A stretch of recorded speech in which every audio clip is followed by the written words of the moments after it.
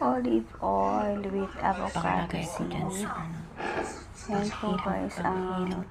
ginagamit ko pang haplas para sa Avocado yan. lahat ng masasakit Nilagyan ko ng na extra masakit sa olive paa, oil. masakit sa braso, Yung una nilagyan masakit ko sa ng balikat, alcohol lahat kasi po kung yan guys. alcohol. Yan ang ginagamit Ayan ko. guys. Ako po Yan mismo ang gumawa pinangahilot yan, ko. buto ng Masakit avocado. yung kamay ko. Hinihiwa-hiwa ko po Masakit yan ng yung maigi. balikat. Yan po yung Tsaka ginagamit masakit ko yung na paa. Ayan. panghaplas. Ang Hindi masakit po guys yan pag ng panghilot dyan. alcohol dati sa una, pero kulang yung alcohol.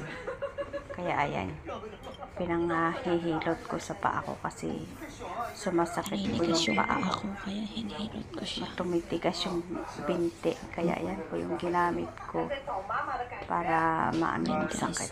kasi Pero okay naman naninigas yung paa guys. ko. Try nyo guys, maganda siya.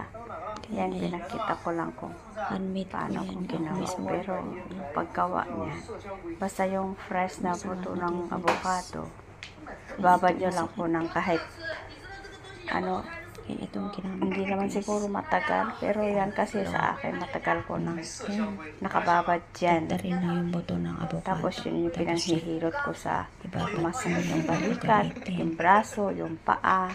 Yan po guys yung ginagawa ko. Bye-bye.